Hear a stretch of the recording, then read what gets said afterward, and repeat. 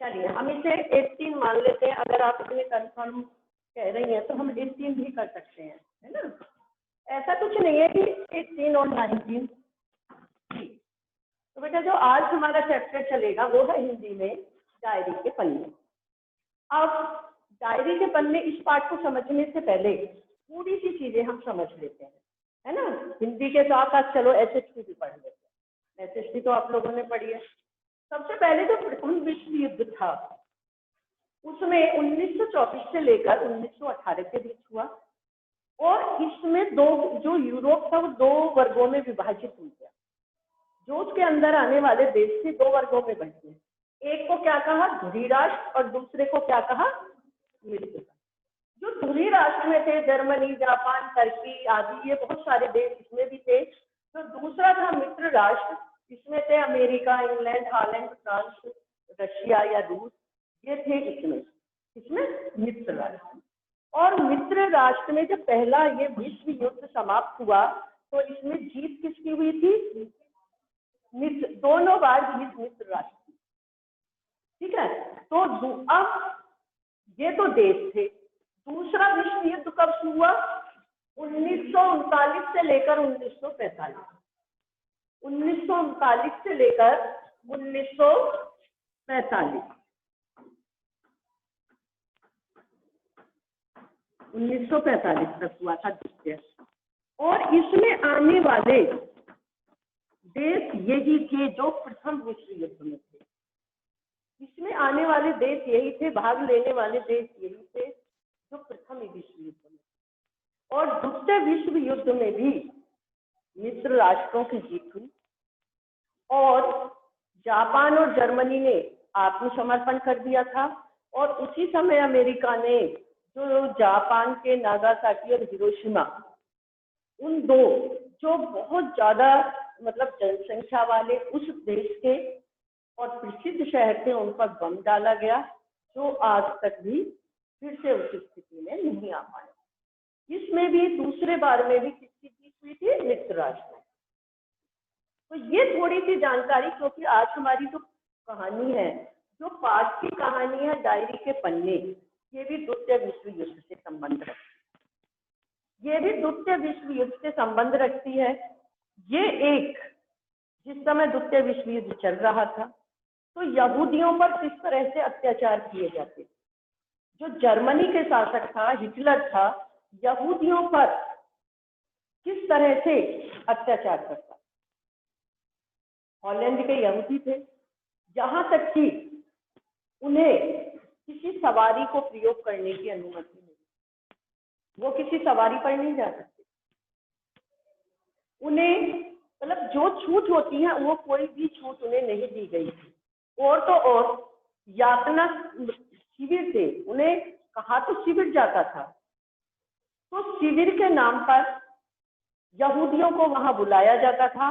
और शिविर का मतलब था, अगर शिविर से किसी के लिए बुलावा आ गया तो शिविर का मतलब था यातना शिविर।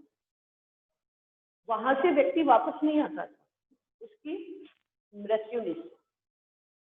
तो ये कहानी भी ऐसे समय से ही हमारी संबंध रखती है कि जिस समय जर्मनी के शासक हिटलर ने यहूदियों पर बहुत अत्याचार कर रहा था, किसी तरह की कोई आजादी नहीं थी। और यहाँ तक कि जो यहूदी परिवार थे वो अज्ञातवास में जाकर, अज्ञातवास किसे कहते हैं, छिप कर रहे, अज्ञातवास में जाकर जान बचा रहे थे।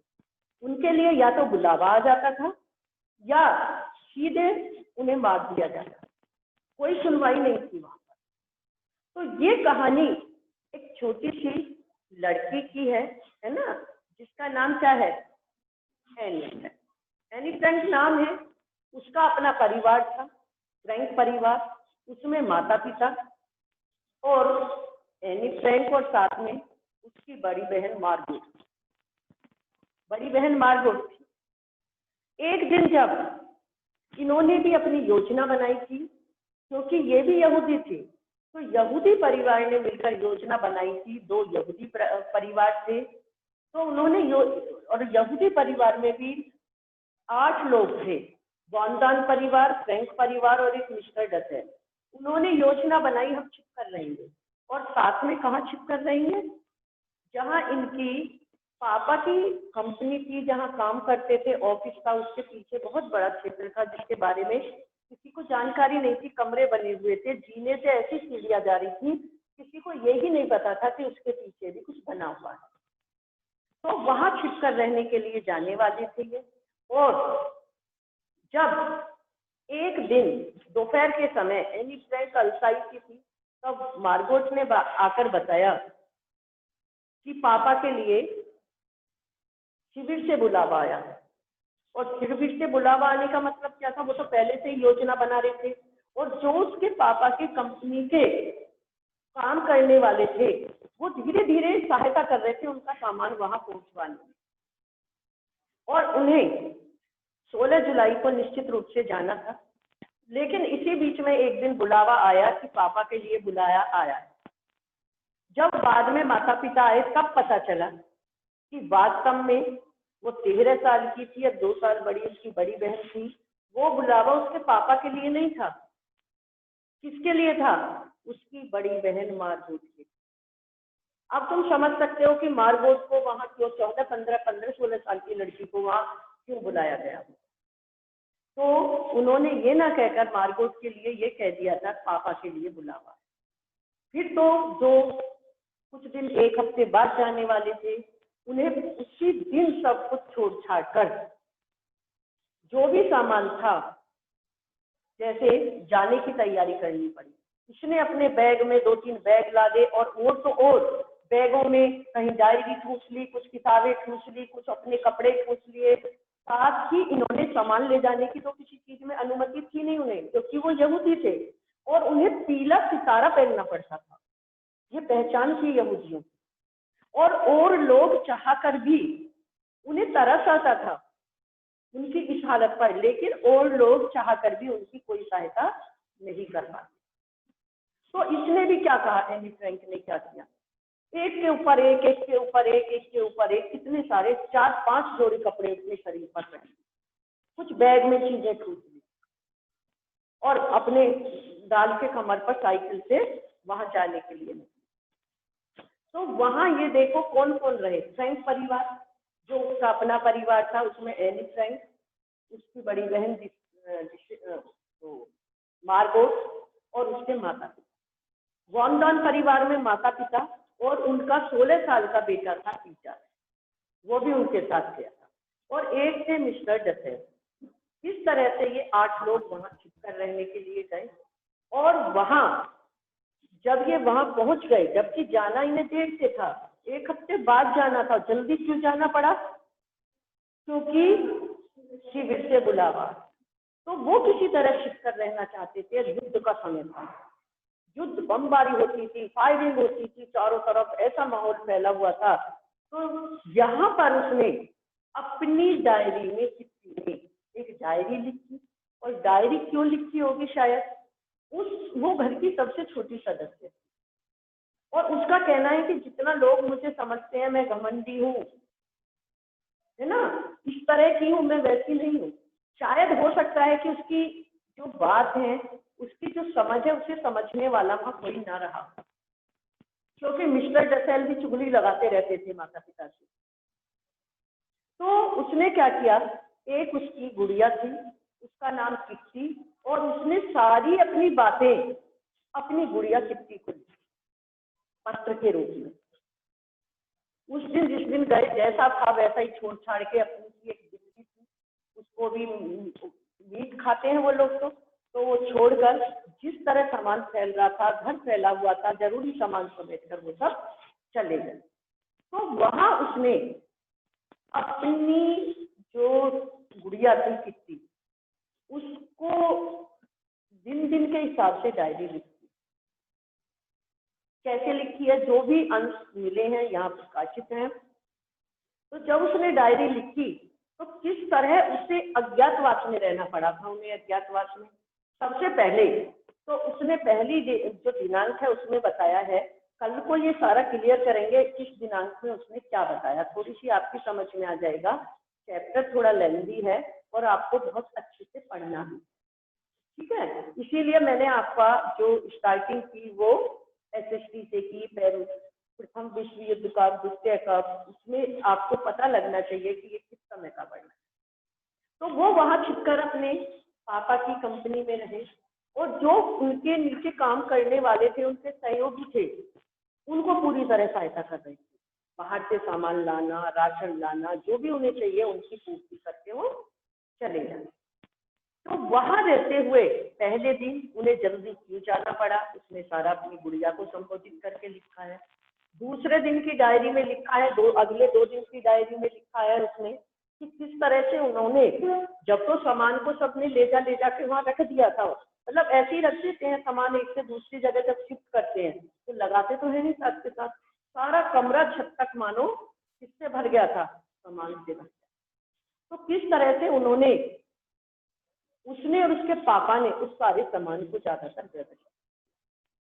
अगले दिनों में ये बताया है कि किस तरह से वहां बिजली भी राशन के हिसाब से मिलती थी, जैसे राशन मिलता है बिजली भी उसी हिसाब से, बिजली की कमी थी, राशन के हिसाब से बिजली पूरी खर्च हो चुकी थी। तो कैसे उसका प्रयोग वो करते थे, यहाँ तक कि पर्दे डालकर रहते थे दिन में भी, और रात में लाइटें बंद करके पर्दे हटाकर तब थोड़ा बहुत बाहर देखते थे, क्योंकि अगर पर्दे हटा दिए दिन में तो सबको पता चल जाएगा कि यहाँ कोई परिवार रहता है। इसीलिए वो हर समय पर्दे डाले रहते थे, दिन में बाहर नहीं निकलते थे। और किस तरह से रात को बिजली बचाने के लिए सारी बिजली बंद कर देते थे ताकि अंदर का भी दिखाई ना दे, बिजली भी राशन के हिसाब से कम थी, तो तब वो दूसरों के घरों में देखते थे क्या हो रहा है, क्योंकि तुम्हारा अगर अंधेरा है और दूसरे के घर में लाइट जल रही है तो तुम्हें दिखाई देगा, तो कोई क्या कर रहा है, उस घर में क्या हो रहा है, उस घर में क्या हो रहा है, इस तरह से ये देखते थे। फिर उसने ये भी बताया कि वो किस तरह से अपने समय को व्यतीत करती, किस तरह से अपने समय को व्यतीत करती, कि कुछ किताबें पढ़ती थी, कुछ कई बार जो पत्रिकाएं हैं उनमें फोटो की कटिंग रखती थी, बाहर से जो उनके जो कंपनी के सहयोगी थे वो इन्हें पत्रिका वगैरह लाकर देते थे, तो उसे यहाँ तक भी पता होता था कि अब कौन सी फिल्म चल रही है, अब कौन से जो हीरो हैं या अभिनेता अभिनेत्रियां, उनकी फोटो कटिंग करके रखती रहती थी, पढ़ाई की किताबें पढ़ती रहती थी, और तो और अपने बाल बनाती रहती, कई बार बाल बनाए फिर बिगाड़ दिए, फिर बनाए फिर बिगाड़, इस तरह से अपना समय वो व्यतीत करती थी, क्योंकि उससे औरों से उसकी बनती नहीं थी, और समझते थे ये बड़ी घमंडी लड़की है, लेकिन ऐसा नहीं था। और अंत में क्या होता है, अंत में 2 साल व्यतीत हो जाते हैं, वो डायरी लिखती रहती है। कभी तो युद्ध के समय 400-500 टन बारूद जब डाला जाएगा तो घर भी ऐसे हिल जाते थे पत्तियों की तरह। जो डर थे वो किस तरह, वहां कैसा माहौल बन गया था कि सामने से अगर तुम जरा सी पीठ फिरी तो तुम्हारा सामान लेके गायब हो जाते थे। चोर सेंध लगाकर आ जाते थे, इनके यहाँ भी 2-3 बार सेंध लगाई थी, और इनके जाने पर वो चोर भाग गए थे। उन्होंने सोची चले गए, वो थोड़ी देर बाद फिर आ गए थे सेंध लगाकर। तो किस तरह सेंध मारी होती थी वहां पर। तो इस तरह से उसने हर दिन ये भी बताया है किस तरह बीच में जो 500 लीटर के नोट थे वो बंद कर दिए गए, जैसे 500 रुपए का नोट यहाँ बंद हुआ तो कितनी परेशानी आई, लोगों को कतारों में खड़ा रहना पड़ा, और साथ में यहाँ की तरह वहां भी उन्हें ये बताना था अगर आपके गिल्टर में नोट है, इतने 500 गिल्टर वाले नोट है, उन्हें बदलना है तो आपको ये बताना पड़ेगा कि आपकी आमदनी ये कहाँ से आया है, क्या इनकम है आपकी। अब वो तो छिप कर रह रहे थे, वो तो बता भी नहीं सकते थे कि हम इस तरह से, तो कितनी सारी परेशानियां उन्हें झेलनी पड़ती थी। और साथ में ये भी डर रहता था बार बार कि कहीं कोई इसके बारे में बता ना दे हम यहाँ छिप कर रह रहे हैं, क्योंकि जो छिप कर रहता था उसका पता लग जाए तो उन सबको पकड़ लिया जाता था, वहीं ले जा दिया, शिविरों में ले जाया जाता था, और उनका आखिरी परिणाम हो। तो 2 साल तक ये अज्ञातवास में रही, और 2 साल के बाद किसी ने जासूसी की होगी और इनके रहने का ठिकाना पता चल गया, 8 लोगों को पकड़ लिया गया और ले जाकर यातना शिविर में डाल दिया। तो वहां पर सबकी मृत्यु हो गई, यानी फ्रैंक की भी, उनकी माँ की भी, और सब कितने लोग थे सबकी मृत्यु हो गई। वहां यातना ही इतनी दी जाती थी कि वहां तो जीने का सवाल भी संभव नहीं।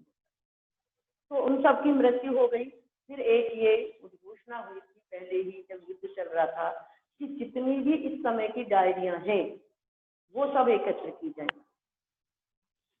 ये सौभाग्य से समझ लो या जो भी है कि केवल उनके पिता जीवित रह गए और वो डायरी किसी तरह से उनके हाथ लगने से बच गई थी, वो उनके पिता के पास।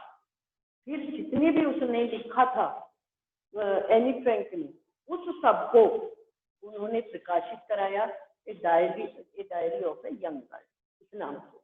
तो उसमें केवल उसकी आवाज नहीं थी, उसने केवल अपने बारे में नहीं लिखा था, बल्कि 60 लाख यहूदियों की इस तरह से आवाज मानी गई और वो डायरी को मतलब सबसे पहले नंबर पर स्थान दिया गया।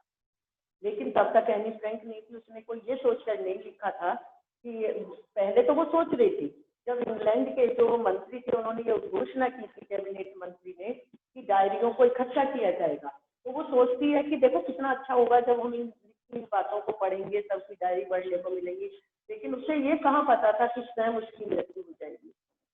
उसकी मृत्यु हो गई, उसके पिता ने फिर वहां पर उसकी डायरी को प्रकाशित करवाया और ये जो आपका है ये डायरी के पन्ने ये उसी से लिया गया है कि वो एक 13 साल की लड़की ने उस समय जो देखा युद्ध की भयंकरता, आपसी व्यवहार, मतलब फ्री नीदरलैंड भी था वहां पर, वो कैसे अपनी जान जोखिम में डालकर जो अज्ञातवास में रह रहे थे उनकी सहायता करते।